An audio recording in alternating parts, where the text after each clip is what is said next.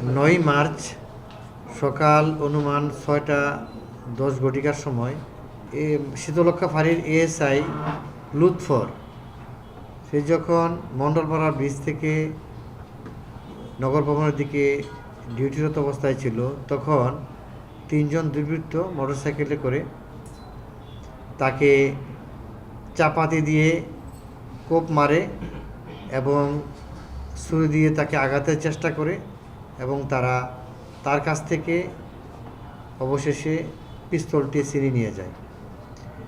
এরই পরিপ্রেক্ষিতে আমরা ঘটনাস্থলে যাই এবং সেখানে জেলা পুলিশের সকল অফিসার আমরা সারাদিন, এবং সকল অফিসার বলতে এখানে থানা পুলিশ অফিসার, আমাদের এ সকল অফিসার এবং ডিবি টিম সহ সারাদিন ধরে অভিযান চালায় এবং রাতভর ধরে অভিযান চালায়।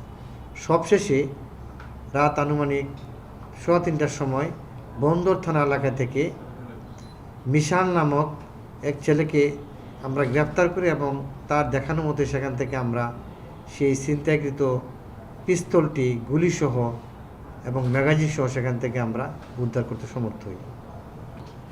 তার সাথে এখানে আমরা তাকে যখন আমরা অ্যারেস্ট করি, সেখানে আমরা সেই ছিনতাই করার সময় যে চাপাতি এবং চাকু ছিল এবং আরও অন্যান্য যে তার ব্যবহৃত অস্ত্র ছিল সেগুলো আমরা জব্দ করতে সমর্থ হই।